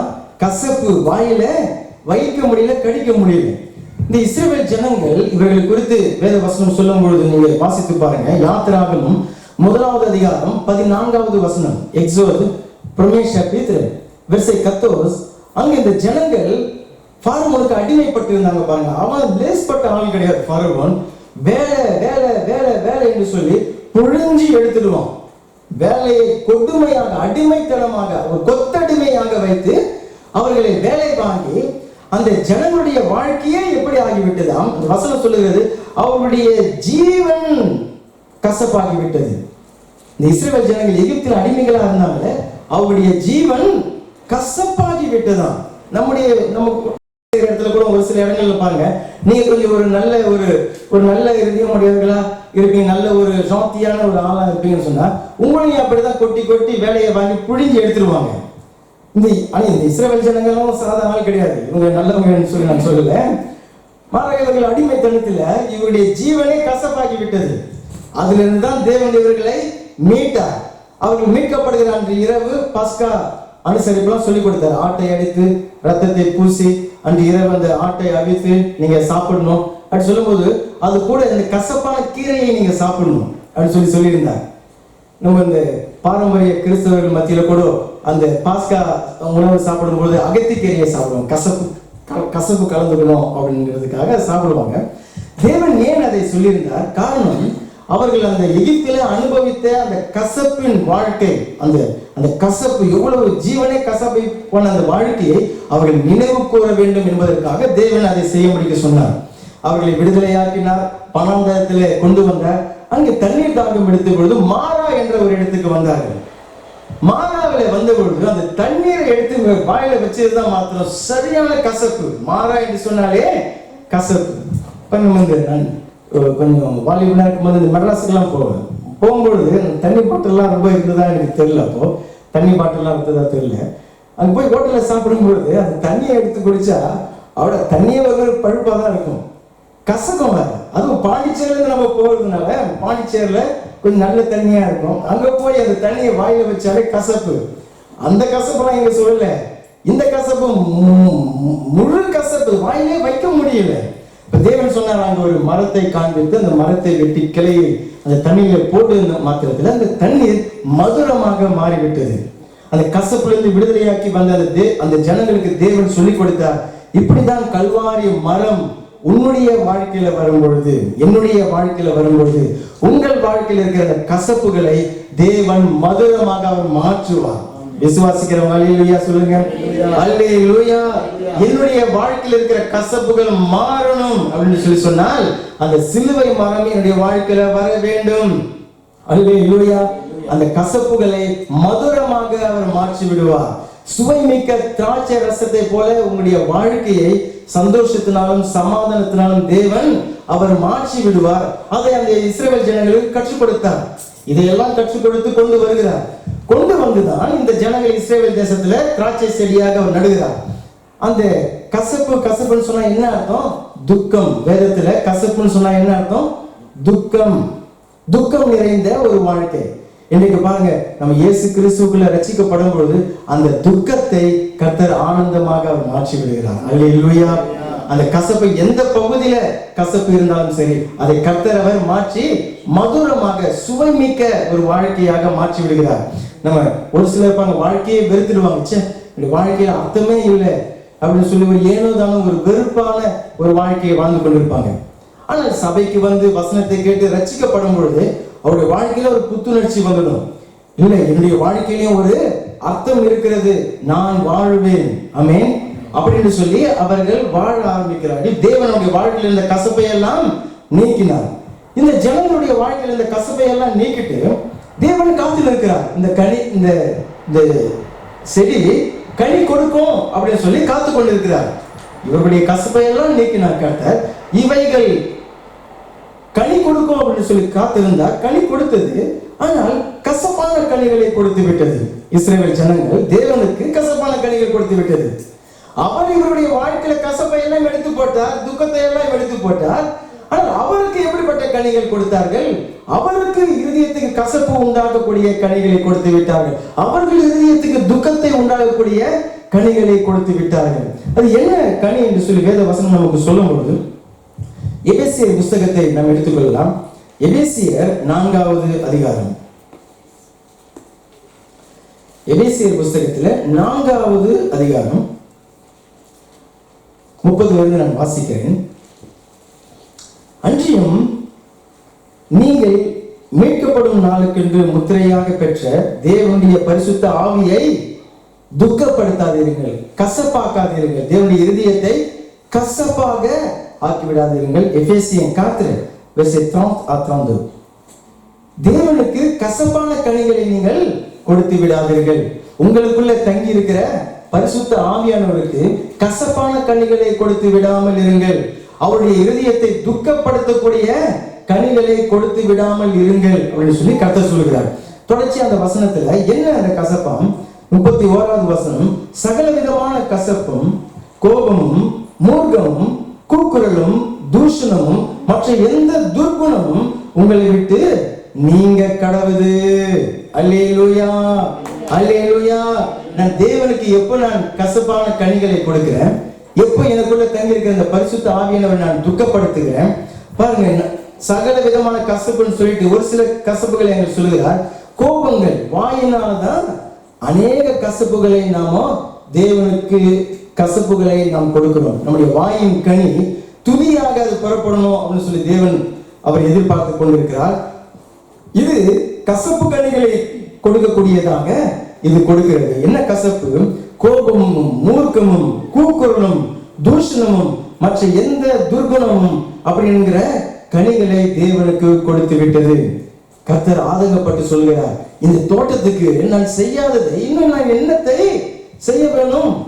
நான் இந்த தோட்டத்தை எகிப்திலிருந்து மீட்டு கொண்டு வந்தேன், உயர்ந்த மேட்டிலிருந்து நான் நட்டேன், உயர்குல திராட்சை செடியாக நான் இதை நட்டேன், இதை நான் வேலி அடைச்சேன், கல்லுகள் எல்லாம் நான் பொறுக்கி போட்டேன், இதுல முள்ளுகள் எல்லாம் வளராதபடிக்கு நான் பாதுகாத்தேன், தண்ணீர் பாய்ச்சினேன், கிளைகளை நறுக்கி நான் சுத்தம் பண்ணினேன், இவைகள் கனி கொடுக்கும் என்று சொல்லி காத்து கொண்டிருந்த கனி உண்டானது. ஆனால் அவைகள் கசப்பான கனிகளை எனக்கு கொடுத்து விட்டது அப்படின்னு சொல்லி கர்த்தர் இங்கே ஆதங்கப்படுகிறார். அன்பான சகோதரி சகோதரி, என்னுடைய வாழ்க்கையை கர்த்தருடைய சமூகத்தில் இன்றைக்கு நான் சீர்தூக்கி நான் பார்க்கட்டும். ஆண்டவரே, நான் எப்படிப்பட்ட கனியை உமக்கு நான் கொடுக்கிறேன்? இனிப்பான கனியை கொடுக்கிறேன், மதுரமான கனியை கொடுக்கிறேன். என்னுடைய வாழ்க்கையில் இருக்கிற மாறாவை எடுத்து போட்டார், என்னுடைய வாழ்க்கையில் இருக்கிற கசப்பை அவர் எடுத்து போட்டார். உன்னை கொண்டு வந்து உயர்குல திராட்சை செடியாக அவருடைய தோட்டத்தில் உன்னை அவர் நட்டார். உன்னுடைய வாழ்க்கையில் இருக்கிற கல்லுகளை உடைத்து அவர் எடுத்து போட்டார். உன்னுடைய வாழ்க்கையில் இருக்கிற முள்செடிகளை அவர் எடுத்து போட்டார். நீ இன்னைக்கு கனி கொடுப்பாய் என்று சொல்லி அவர் காத்து கொண்டிருக்க, நீ எப்படிப்பட்ட கனியை கொடுக்கிறாய்? கசப்பான கனியை கொடுக்கிறார். ஒரு தோட்டக்காரன் மரத்தை வைக்கிறதே எதற்காக? கனியை பறிக்க வேண்டும் என்பதற்காகத்தான். சொல்லியிருந்த சபை தேவனுடைய தோட்டம். ஆமென். எதுக்காக வசனத்தை தேவன் விதைக்கிறார்? அது விதைக்கப்பட்டு விசுவாசம் உண்டாகி அவர்கள் தேவனுடைய சகல நன்மைகளையும் பெற்று அனுபவிக்க வேண்டும். அதனுடைய விளைவு அந்த தோட்டக்காரனுக்கு அவர்கள் கனி கொடுக்கிறவர்களாக இருக்க வேண்டும். இல்ல உடைக்கிற மாதிரி இருக்குது, இல்ல நொறுக்கிற மாதிரி இருக்குதுன்னு சொன்னா அது நம்மை உடைக்கிறது கிடையாது. என் அருகில் இருக்கக்கூடிய கற்பாறைகளை உடைக்கிறதாக அது இருக்கும். என் பக்கத்துல வளரக்கூடிய முள் செடியை அது எரிக்கிறதாக அது இருக்கும். ஆனால் கர்த்தர் அந்த வசனத்தை எதுக்காக அனுப்புகிறார்? நீ கனி கொடுக்க வேண்டும். அல்லேலூயா. கசப்பான நான் கனியை நான் கொடுக்க மாட்டேன் ஆண்டவரே, எனக்கு உம்முடைய ஆவியானவருடைய உதவியை நீர் எனக்கு தருவீராக. அல்லேலூயா. எப்படி அந்த கசப்பு வருது பாருங்க. கசப்புன்னு சொல்லி நிறைய வார்த்தைகள் வருது. கசப்பான வார்த்தைகள், கசப்பான வைராக்கியம், கசப்பான வேர் அப்படின்னு சொல்லி எல்லாம் வசனம் வெளிப்படுத்துகிறது. நம்ம இந்தியாவிலாம் சில சமயத்துல நீங்க மாம்பழம் சாப்பிட்டு இருக்கீங்க. ஒரு குறிப்பிட்ட மரத்துல உங்க வீட்டுல அந்த மரம் இருந்திருந்தா ஒரு சில வருஷத்துக்கு அந்த மாம்பழம் இனிப்பா இருக்கும். இன்னும் கொஞ்சம் ஒரு 4-5 வருஷம் கழிச்சு பாத்தீங்கன்னாக்கா அதனுடைய டேஸ்ட் குறைய ஆரம்பிக்கும், கசப்பு அதுல வர ஆரம்பிச்சுட்டு இருக்கும். என்னாச்சு அதே மரம் தான், அதே நிலம் தான், அந்த மாம்பழம் கொஞ்சம் கசக்க ஆரம்பிச்சிடும். ஏன்னு சொல்லி பார்த்தா எங்கேயோ இருக்கிற ஒரு குருவி பாருங்க, சாத்தானுக்கு அடையாளம் அந்த விதைக்கிறவன் இந்த ஓமையில அது எங்கேயாவது வேப்பம்பழத்தை சாப்பிட்டுட்டு, வேப்பம்பழம் தெரியுதா பிள்ளைகள்? வேப்பம் மீன் ட்ரீ ஆரம்பத்தில் மீன், இந்த வேப்பம்பழம் அது எங்கேயாவது அதை சாப்பிட்டுட்டு அது கொட்டையை எடுத்துட்டு வந்து உங்க தோட்டத்தில் போட்டு போயிடும். இப்ப இந்த கொட்டை அது வளர்ந்து அது ஒரு மரமாகி பெரிய வேப்ப மரமா இருக்கும். ரெண்டுத்துக்கும் கனெக்ஷனே இருக்காது. ஆனால் அந்த கிரவுண்ட்ல என்ன நடக்குது? அதனுடைய வேர்கள் பாய்ந்து போகிறது. வேப்ப மரம் வேர் முதற்கொண்டு இலை வரைக்கும் கசப்பு தான். இந்த மாமரம் அதுல மண்ணுக்கு கீழே அந்த உறவை வைத்துக் கொள்ள அதனுடைய கசப்பு இதுல ஏறிடும். இந்த மாமரத்துல ஏற கொஞ்சம் வருஷங்கள் கழித்து இந்த மாம்பழமும் கசக்க ஆரம்பித்து விடும். நம்ம நினைச்சு பார்ப்போம், இது ஆரம்பத்துல நல்ல கனிகள், நல்ல சுவையா இது கொடுத்தது. கர்த்தருக்காக வைராக்கியமா ஒரு பரிசுத்த அலங்காரத்தோடு, ஒரு அர்ப்பணிப்போடு, ஒரு மனப்பூர்வமான ஒரு இருதயத்தோடு தேவனை துதித்து மனம் திரும்பி தேவனுக்கென்று ஒரு உற்சாகமாக அந்த ஒரு அன்போடு, ஒரு தேவனுடைய ஒரு தேவன் மேல இருக்கக்கூடிய ஒரு பாசத்தோடு எல்லாம் இப்படி வந்தது. திடீர்னு இதுல ஏன் அந்த கசப்பு கலந்தது? எப்படி கலந்தது? எந்த வேப்ப மரம்? கர்த்தர் சொல்கிறார், அந்த கசப்புகளை உண்டு பண்ணக்கூடிய அந்த வேப்ப மரங்களை அதை நீக்கி போட வேண்டும். அல்லேலூயா. அதனோடு கூட இருக்கக்கூடிய அந்த உறவுகளை நீக்கி போட வேண்டும் என்று சொல்லி பாருங்க. ஒரு சில நம்ம குடும்பங்கள் கூட அந்த மாதிரி ஒரு சில பிரச்சனைகள் வரும் பாருங்க. ஒரு சில கணவர் அடுத்த வீட்டு மனைவியை பார்ப்பார். அந்த பொண்டாட்டி எப்படி இருக்குது பார், அவங்க எப்படி நடக்கிறாங்க பார், அவங்க எப்படி நடக்கிறாங்க பார், புருஷன் எப்படி கவனிக்கிறாங்க பாரு அப்படின்னு சொல்லி தன்னுடைய மனைவி கிட்ட ஏன் சொன்னாங்க, அடுத்த மனைவியை பார்த்து கம்பேர் பண்ணி கொண்டு இருப்பாங்க. வேறு பாயுது. இப்போ பார்த்து கொண்டு இருக்க குடும்பத்துல என்ன உண்டாகுது? கசப்பு உண்டாகும். இல்ல ஒரு சில மனைவிகள் என்ன பண்ண, அந்த கணவர் பார், அந்த பெண்ணுடைய கணவர் பார், அவர் இப்படி ஆக்கும் அப்படி அப்படி அந்த ஒப்பிட்டு பார்க்கக்கூடிய தன்மைகள், கம்பேர் பண்ணக்கூடிய அந்த தன்மைகள் அது என்ன பண்ணுது? கசப்புல நீங்கள் வேறை விடுகிறதற்கு அது இதுவாக இருக்கும். இல்ல சபை வாழ்க்கையில அந்த சபையில அப்படி ஆகும், இந்த சபையில இப்படி செய்யறாங்க, இந்த சபையில இப்படி செய்யறாங்க, நீ எல்லாத்தையும் கேட்டு இருந்துட்டு இருதயத்துல என்ன உண்டாகும்? வெறுப்பு. இங்க இப்படி இல்லையே, அங்க அப்படி இல்லையே, இது இப்படி இல்லையே, அது அப்படி இல்லையேன்னு சொல்லிட்டு வெறுப்பு உண்டாகும், கசப்பு உண்டாகும், துக்கம் உண்டாகும். கர்த்தர் சொல்றாரு, உனக்காக கொடுத்திருக்கிற தோட்டத்துல நீ இரு. கர்த்தர் அந்த கனியை அவர் உருவாக்குவார். அல்லேலூயா. தன் வேர்களை பாய விடும் பொழுது, கம்பேர் பண்ணும் பொழுது, ஒப்பிட்டு பார்க்கும் பொழுது, நான் இந்த தகவல்கள் எனக்கு எவ்வளவு தெரியாம இருக்கிறதோ அவ்வளவு நல்லதுன்னு சொல்லிட்டு நான் இருப்பேன். எவ்வளவு கேட்க இருதயத்தில் அந்த கசப்பின் வேர் உருவாகும். அது வாழ்க்கையை கசப்பாக்கிவிடும், துக்கமாக்கிவிடும், உங்களுடைய உறவுகளை துக்கமாக்கிவிடும். கர்த்தர் சொல்கிறார், அந்த வேப்ப மரத்தை நீ வேரோடு பிடுங்கி போடு. ஆமென். அல்லேலூயா. இல்லைங்க, அது வேப்பம்பழம் நல்லது, காத்து நல்லது, கருப்பு நல்லது, அது மருந்துக்கு நல்லது. மாம்பழம் வேணுமா வேப்பம்பழம் வேணுமா? மாம்பழம் வேணும் சொன்னால் வேப்ப மரத்தை நீ வெட்டி போடத்தான் வேண்டும். அல்லேலூயா. அல்லேலூயா. அதை அரைச்சு நான் 10 போடுவேன், தூரத்துல வச்சு போட்டுக்கோ. ஆமென். தோட்டத்துல வைக்காத. அல்லேலூயா. சரி, 4வதாக எப்படிப்பட்ட ஒரு கனி, அதை நம்ம சுருக்கமா பார்க்கலாம். எசேக்கியேல் புஸ்தகத்துல 18வது அதிகாரம். எசேக்கியேல் புஸ்தகத்துல கர்த்தர் கனி தேடி வருகிறார். 3 விதமான அந்த கனி தரக்கூடிய வாழ்க்கையில 3 விதமான காரியங்களை பார்த்தோம். கனிகள் இல்லாமல் வெறும் இலைகள் மாத்திரம் கொடுக்கக்கூடிய ஒரு வாழ்க்கை, இலைகள் மாத்திரம் கொடுக்கக்கூடிய ஒரு வாழ்க்கை. ஆமென். அந்த வாழ்க்கை கனிகளே இல்லை, வெளி தோற்றமான ஒரு அலங்காரம், உள்ளார இருக்கக்கூடிய அந்த பாவத்தன்மையை மூடி மறைக்கக்கூடிய ஒரு மத பக்தி. இரண்டாவதாக பார்த்தோம், அது எப்படிப்பட்ட கனியை கொடுக்கிறதா? கனி கொடுத்தது நல்ல கனி, ஆனால் தனக்கு மாத்திரம் பயன்படக்கூடியதாக அது இருந்து விட்டது. தேவனுக்கு அதனால எந்த பிரயோஜனம் இல்லை. ஆமென். தேவனுக்கு மகிமை உண்டாக்கக்கூடியதாக அது இல்லை. அது வந்து கனியை பெற்றுக்கொண்டு தனக்கு மாத்திரம் வைத்துக் கொண்டு தனக்கே இருந்து விட்டது. தேவனுக்கு அந்த கனியை கொடுக்கவில்லை. கசப்பான கனி மூன்றாவது பார்த்தோம். அந்த கசப்பான கனி தேவனை துக்கப்படுத்தக்கூடிய கனி, தேவனை துக்கப்படுத்தக்கூடிய. அவ்வளவு உழைச்சா பாருங்க அந்த தோட்டத்துக்காக. கர்த்தர், நான் சொன்ன திராட்சை தோட்டம் ரொம்ப வேலை வாங்கக்கூடிய ஒரு வேலை. அவ்வளவு வேலையை செய்து கர்த்தர் காத்து, நான் இந்த தோட்டத்துக்கு நான் வேற என்ன செய்யணும் அப்படின்னு சொல்லி கர்த்தர் கேட்கிறார். இதுக்கு செய்யாதத நான் இன்னும் என்னத்தையும் செய்யறது? வெட்டணுமா, கத்தரிக்கணுமா, கல்ல பொறுக்கணுமா, முச்செடியெல்லாம் புடுங்கணுமா, எல்லாவற்றையும் செய்து கனி கொடுப்பாருன்னு காத்திருந்தா கசப்பான கனியை அது கொடுக்கிறது இல்லை. ஆண்டவரே, என் நேசருக்கு நான் இனிமையான மதுரமான கனிகளை நான் கொடுப்பேன் என்று சொல்லி ஆவியானவர் நமக்கு இன்றைக்கு அவர் உதவி செய்வார்.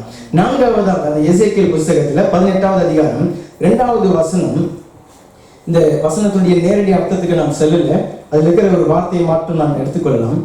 பிதாக்கள் திராட்சை காய்களை தின்றார்கள், பிள்ளைகளின் பற்கள் பூசி போயின என்னும் பழமொழியை நீங்கள் இஸ்ரவேல் தேசத்தை குறித்து சொல்லுகிறது என்ன? இங்க அந்த திராட்சை காய்கள் பல்லை கூச பண்ணக்கூடிய காய்கள். எப்போ பல்லு கூசும்? எப்படிப்பட்ட பழத்தை சாப்பிட்ட பல்லு கூசும்? புளிப்பா இருக்கக்கூடிய பழத்தை சாப்பிட்டாக்க அங்க பல்லு கூசும். இங்க கடை தெருவுக்குலாம் நீங்க போகும்பொழுது அதே மாம்பழம் கதை தான். மாம்பழத்தை நல்லா துண்டு துண்டா வெட்டி அழகா உங்களுக்கு அந்த டேஸ்ட் பண்ணி கொடுக்கறதுக்காக கொடுப்பாங்க. நீங்க அதை வாங்கி பார்த்தா எப்படி சொல்லுவாங்க, மாம்பழம் நல்லா டேஸ்டா இருந்தா இந்த அல்வா சாப்பிட்ற மாதிரி இருக்குது அப்படின்னு சொல்லிட்டு நீங்களும் ஒரு 2-3 கிலோ மாம்பழத்தை வாங்கி போவீங்க. வீட்டுக்கு போய் நீங்க வெட்டினாக்கா அது எப்படி இருக்குது? நீங்க வெட்டி சாப்பிட்டா ஒரே புளிப்பு. இத்தனைக்கும் நீங்க இங்க இருந்து அங்க எக்கி எடுத்து இங்க எடுத்து எக்கி எடுத்து எல்லாம் வச்சு வீட்டுல வந்து வெட்டி பார்த்தா புளிப்பு. அப்ப எப்படி நான் தான் எடுத்தேன்? ஆமா, அது மேல பார்க்கும் பொழுது பாருங்க நல்லா சிகப்பா இருக்கும், சில மஞ்சளா இருக்கும், உள்ளார காயா தான் இருக்குது. அது வந்து புகை போட்டு அதை எதுவும் பண்ணி அது சரியா வளர்ந்து அழகா மரத்துல இருந்து அழகா கனிந்து வரக்கூடிய கனியாக இல்லை. அது அவசரமா அந்த திராட்சை காய்கள் என்று சொல்லி அந்த வசனம் சொல்லுது பாருங்க. திராட்சை பழம் இல்லை, திராட்சை காயிலே எடுத்து கடிச்சாச்சு. காயிலே எடுத்து கடிச்சாச்சு. உள்ளார சரியா இன்னும் பழுக்கல. மரத்துல அது ஒழுங்கா இருந்து அது உள்ளார பூரணமாய் பழுத்து வரும் பொழுதுதான் அது இனிப்பா இருக்கும். இல்ல நான் பழமாகிட்டேன் மேலெல்லாம் பாத்தியா எல்லாம் இதுவாயிடுச்சுன்னு சொன்னா புளிப்பு. அது எப்படி இருக்குமா? புளிப்பு. புளிப்பை குறித்து நிறைய காரியங்கள் சொன்னால் நம்ம ஒரே ஒரு வசனத்தை பார்த்து நாம் தியானிக்கலாம். 1 கொரிந்தியர் புத்தகத்துல 5வது அதிகாரம் 6வது வசனம்.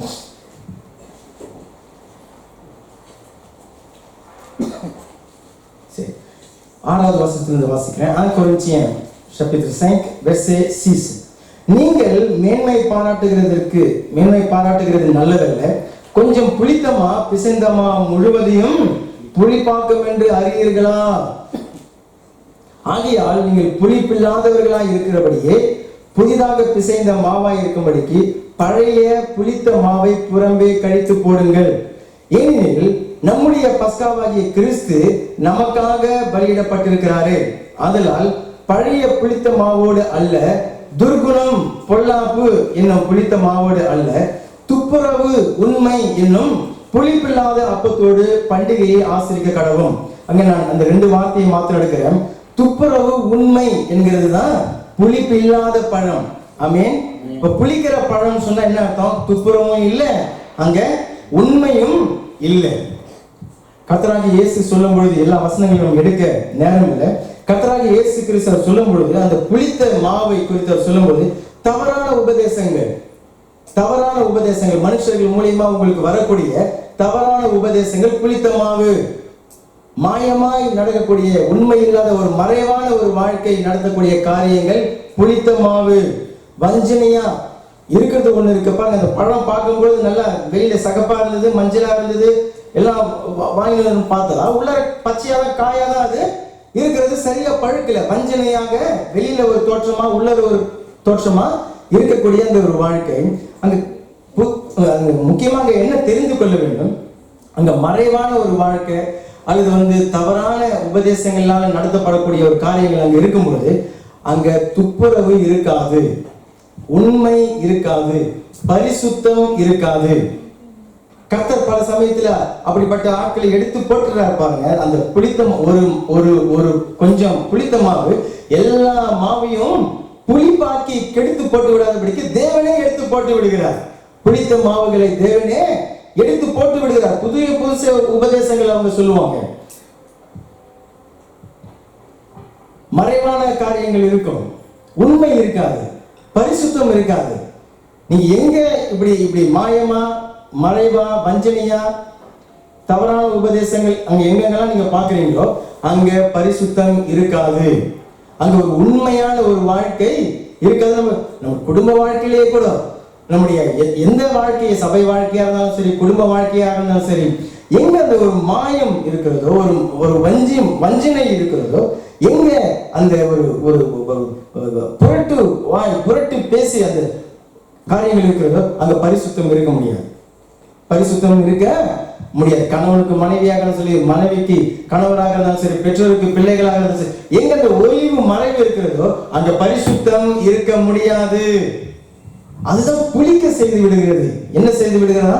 புளிக்க செய்கிறது மாத்திரமல்லாம அநேகரை அது புளிக்க பண்ணி விடுகிறது. கர்த்தர் சொல்கிறார், நம்முடைய கர்த்தராகிய இயேசு கிறிஸ்து பஸ்கா நமக்காக அடிக்கப்பட்டிருக்கிறாரே, அந்த புளிப்புகளை நீ எடுத்து போடு. நம்ம எடுத்து கூட போட தேவை. சில சமயத்தில் கர்த்தரே அதை எடுத்து போட்டு விடுகிறார். அல்லேலூயா, அல்லேலூயா. அவையின் நேசருக்கு அந்த புளிப்புள்ள கனிகளை அந்த திராட்சை செடி, இஸ்ரவேல் தேசம் என்கிற அந்த திராட்சை செடி கொடுத்து விட்டது. ரட்சிக்கப்பட்ட அந்த தேவனுடைய பிள்ளைகளுடைய வாழ்க்கையில கூட கர்த்தர் அந்த துப்புரவு, உண்மை என்கிற புளிப்பில்லாத கனியை அவர் எதிர்பார்க்கிறார். அந்த அசுத்தம் கொரிந்தி சபைக்கு தான் எழுதுகிறார். அங்க அந்த விபச்சாரம் என்ற அந்த பாவம் அந்த கொரிந்தி சபையில தலைவிரித்து ஆடிக்கொண்டிருக்கிறது. அந்த சபைக்கு தான் எழுதுகிறார் பவுல். அப்ப பரிசுத்தம் இல்ல, உண்மை இல்ல, மாய்மாலம் இதெல்லாமே அந்த சபையில இருக்குது பாருங்க. தேவனுடைய வீட்டில் அதற்கு இடம் இல்லை. அல்லேலூயா. தேவனுடைய சபையில் அதற்கு கொஞ்சம் கூட இடம் கிடையாது. ஆமென். அவர் பரிசுத்த தேவனுடைய பாகையில நீ முத்திரை வெட்டாக வெட்டி வைத்துக்கொள். அல்லேலூயா. தேவனுடைய பிள்ளைகள், தேவனுடைய ஊழியக்காரன் சொல்லி சொன்னா உன் தலைமையில இருக்கிற அந்த பாகையில பரிசுத்தம் அப்படின்னு சொல்லி கர்த்தர் என்ன சொல்றாரு, பொன்னினால நீ முத்திரையா வெட்டி உன்னுடைய பாகையில நீ வைத்துக்கொள். நீ பரிசுத்தம் அங்க இருக்க வேண்டும். அல்லேலூயா. கர்த்தர் பரிசுத்தராக இருக்கிறார். ஆமென். சரி, 4 விதமான கனி கொடுக்கிற வாழ்க்கையில கிறிஸ்தவர்களை நாம் பார்த்தோம். இலைகள் மாத்திரம், வெறும் இலைகள் கொடுக்கக்கூடிய வாழ்க்கை. நல்ல கனி கொடுத்தது 2வது. ஆனால் அது தனக்குத்தானே பயன்படுத்திக் கொள்ளக்கூடிய ஒரு வாழ்க்கை. 3வது கசப்பு நிறைந்த ஒரு வாழ்க்கை. கசப்பு, தேவனை துக்கப்படுத்தக்கூடிய பரிசுத்த ஆவியானவரை பெற்றிருப்பாங்க. ஆனால் அந்த பரிசுத்த ஆவியானவரை துக்கப்படுத்தக்கூடிய அங்க வாழ்க்கை அங்க இருக்கும். கசப்பான வாழ்க்கை, புளிப்புள்ள வாழ்க்கை. புளிப்பு தேவனுக்கு பிரியமில்லாத அசுத்த காரியங்களும் மாயமாலமான மறைவான அந்த காரியங்களையும் குறிக்கிறது. கர்த்தர் அந்த செடியை குறித்து ரொம்ப அவர் ஆதங்கப்பட்டு வழக்காடுகிறார். வா வா வா வழக்காடலாம் வா அப்படின்னு சொல்லி கர்த்தர் அழைக்கிறார். கேஸ் போடுறார். கேஸ் போட்டு கர்த்தர் வழக்காடவா, நான் உனக்கு செய்யாததை இன்னும் நான் உனக்கு என்ன செய்யட்டும் என்று சொல்லி கர்த்தர் அழைக்கிறார். 5வதாக எப்படிப்பட்ட கிறிஸ்தவ வாழ்க்கை, கனி கொடுக்கிற ஒரு வாழ்க்கை. அல்லேலூயா, அல்லேலூயா. அந்த திராட்சை கொடியாக செடியாக என்னை மாற்றிவிடும் ஆண்டவரே. ஆமென். இன்னைக்கோ ஒரு நாள் நீங்க ஒரு கோபப்பட்டீங்க, அதை பத்தி சொல்லல. தேவன் உங்களை வளர செய்வார். ஆமென். இன்னைக்கோ ஒரு தவறை செஞ்சீங்க, அதை பத்தி பேசல. அது நீங்க மெய் மனஸ்தாபப்பட்டு உண்மையா நம்ம ஒப்பு கொடுக்கும்போது தேவன் அதுல நம்ம வளர்த்து நடத்துகிறார். பிசாசு பாருங்க, ஒரே ஒரு காரியத்தை வச்சு அப்படியே போக செய்வான். இல்ல அப்படி அன்புல நிலைத்திரு. ஆமென்.